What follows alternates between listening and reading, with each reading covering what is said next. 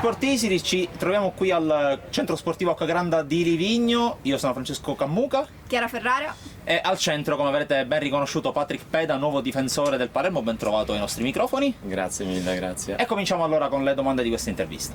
Partiamo proprio dall'inizio, da quando eri ancora in Polonia e quando eri ancora un bambino. Com'è stata la tua gioventù e come ti sei avvicinato al mondo del calcio? Allora, io dall'inizio, perché mio padre amava il calcio, allora dall'inizio che giocavo calcio, proprio da bambino, giocavo a Legia Varsavia. Poi ho giocato anche in nazionale, quelli under 13, 14, 15. Lì mi hanno già guardato dall'Italia. Comunque io sono stato tante volte in Italia e con la mia famiglia ho visto calcio italiano che mi piaceva tanto.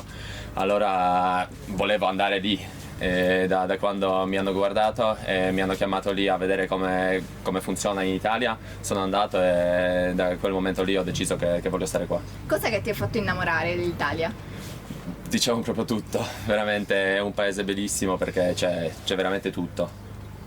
Comunque tu sei stato, attualmente giochi in difesa, ma c'è mai stato un ruolo anche da bambino prima di diventare difensore che ti è piaciuto fare? No, perché ero sempre alto, allora dall'inizio ero difensore, ma mi piace anche giocare quando facciamo tornei o qualcosa così, mi piace fare gol, allora vado sempre in avanti. Ecco, con il passare degli anni, come sei cresciuto, come è cambiato il tuo modo di approcciare, di affrontare questo ruolo del difensore?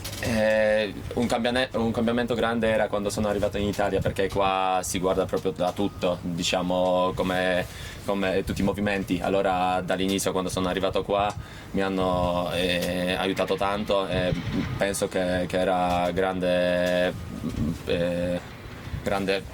forza fisica. Sì, per crescere, sono cresciuto tanto qua. E per quello che è il tuo stile, a quale difensore ti sei ispirato quando hai cominciato a giocare difensore? Vabbè, un difensore che era a livelli alti era Maldini, perché è un fenomeno. Allora guardavo anche su YouTube, anche le partite non guardavo perché ero ancora così, ma su YouTube guardavo sempre. Qual è proprio la differenza principale tra il calcio polacco e quello italiano che hai vissuto di più? Il livello mi sa che dobbiamo dire in Italia è molto più alto, sicuramente quelli livelli di Serie A, perché guardo spesso il calcio italiano, allora si vede da lontano, penso, ma proprio lì quando alleniamo c'è tutto più veloce, la palla, devi pensare più veloce, allora penso che questa è la differenza più grande. Ecco, proprio il tuo passaggio dai giovani ai adulti, ai pro, per così dire, specialmente in Italia, alla spalla avviene con Pep Clotet, con l'allenatore basco, ma andando più in generale. Tu hai detto, io a 22 anni non mi sento più un giovane. Ecco, secondo te, soprattutto in Italia, e anche andando a vedere esempi come Yamal da una parte, Camarda dall'altra, che ancora fa le giovanili, fa le categorie inferiori, cosa ne pensi del fatto che comunque in Italia si faccia fatica a dare spazio ai giovani? Io non dico questa cosa perché ho iniziato a giocare in Serie B quando avevo 19 anni, non era come Yamal, diciamo. Sei un caso tu. Non caso, ci sono i casi. Allora io ho visto tanti giocatori che hanno giocato già in prima squadra lì. Vabbè, dicono così che in Italia funziona così, ma non lo so, io ti dico non lo so. Io quando avevo 19 anni ho iniziato a giocare.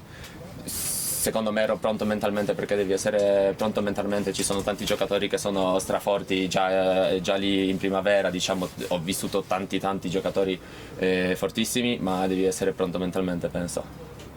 Nei tuoi 3 anni alla spalla hai cambiato tanti allenatori, De Rossi, Venturato. C'è qualcuno che ti ha lasciato proprio il segno sia a livello umano che a livello tecnico? Devo dire che non è una buona cosa che avevo tanti allenatori, perché di solito quando si cambia allenatori non va bene, ma un allenatore che stavo veramente bene, devo dire solo le parole giuste, è De Rossi, sicuramente, perché come allenatore bravissimo, ma anche come persona fuori campo veramente livello top. Lo stai seguendo anche nella sua nuova avventura? Sì.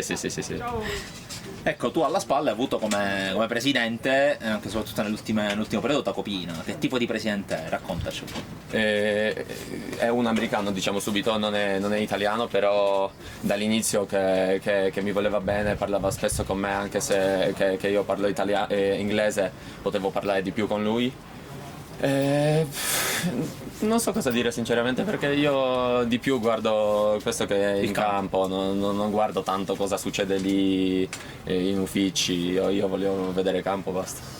Tra l'altro Tacopina è un presidente, nel senso che si fa sentire. Qui invece hai trovato quella che è una vera e propria galassia, uno staff dirigenziale enorme, e hai approcciato questa differenza. Come ti senti in questo mondo a cui appartiene anche il Manchester City?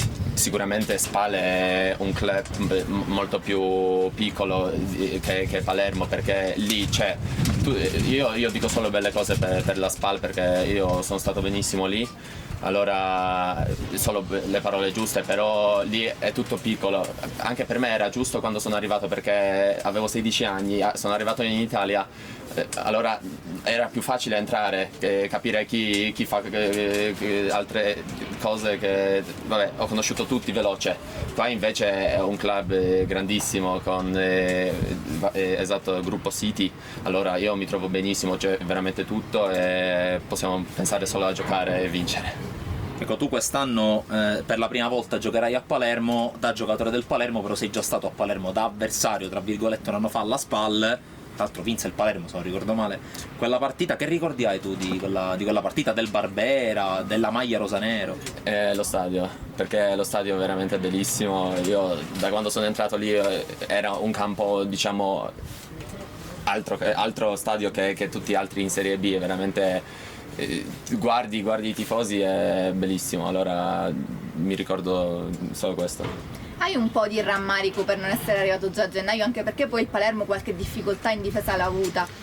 Io sì, abbiamo parlato di questa cosa, anche io volevo cambiare la squadra prima, perché ho parlato con il mister della nazionale maggiore polacca. Abbiamo parlato che dobbiamo fare questo salto e che io devo giocare a livelli più alti per giocare poi dopo in nazionale. Allora abbiamo parlato, ma sono i contratti, non è facile. Sicuramente per me, io devo pensare più di campo, non di contratti, allora è successo così, sono contento che posso stare qua adesso. Ecco, adesso sei al Palermo finalmente, come ti stai trovando con i metodi di lavoro di mister Dionisi? Molto bene, perché giochiamo tanto calcio, a me mi piace questo, che sono idee di uscire giocando la palla, allora io sono pronto e contento che possiamo fare queste cose e dobbiamo vincere il più partite possibile. Sto aspettando per questo momento, quando iniziamo a giocare il campionato. E invece come rapporti tra i compagni, sia dentro che fuori, con chi ti stai trovando meglio? Sinceramente con tutti, non era una cosa facilissima, perché io sono stato solo ai due club, sono stato a Lega Varsavia, diciamo 10 anni, da quando ero bambino, poi alla SPAL 5 anni, sono tanti anni, non ho cambiato tanti club. Allora prima volta quando sono venuto non era, diciamo, facilissimo, però è calcio, tutti siamo quasi uguali, diciamo che amiamo calcio, vogliamo giocare, vogliamo vincere, è veramente una squadra bellissima, io mi sento bene. Con i ragazzi, anche quelli più grandi, mi sento veramente tranquillo. Ti piacerebbe diventare un leader del Palermo del futuro? A tal proposito, ci sono due che ce l'hanno fatto, due tuoi connazionali: Glick, che ha giocato col Palermo in Serie A, e Muraschi, che addirittura è riuscito a giocare con la fascia di capitano. Sì. Io gioco per diventare, esatto, una persona che fa tutto per Palermo, allora voglio fare tutte le cose belle, voglio vincere, voglio stare con i tifosi, voglio stare in questa città, fare bene, allora penso che è normale. Sì, io conosco bene Glick, perché ho giocato contro lui, poi l'ho conosciuto, è molto bravo. Poi Muraschi ha detto solo belle cose di Palermo, allora ero contento che possa venire qua. Poi adesso siete a Livigno, qui in montagna, tra qualche giorno Manchester. Cosa ti aspetti? Intanto di trovare lì come campi, come strutture, e poi ovviamente l'atmosfera della City Academy. Non vedo l'ora di venire lì, perché tutti qua dicono che vabbè, c'è tutto lì, diciamo tutto, se vuoi qualcosa c'è anche di più, allora io non vedo l'ora di venire lì e sono contento che possiamo lavorare lì. Hai già scelto una poltroncina dello spogliatoio sulla quale sederti? No, ancora non lo so, vediamo com'è lì. Non hai ancora invece visto Palermo, perché sei passato subito qui? No.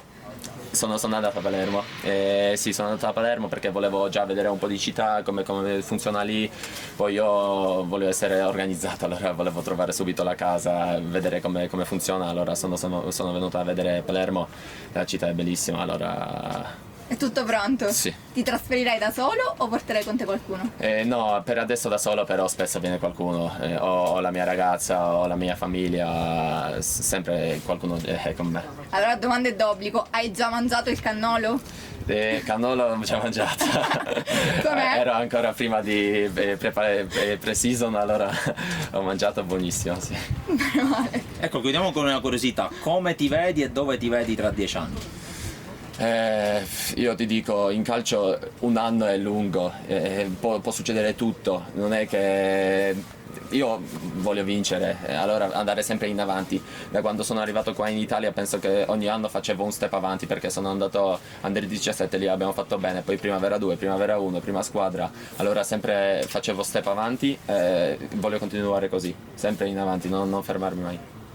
Dunque, Grazie. La chiudiamo qui, grazie a Patrick Peda, grazie Grazie a a Palermo voi, per l'intervista e ovviamente ci ritroviamo su Sportisili.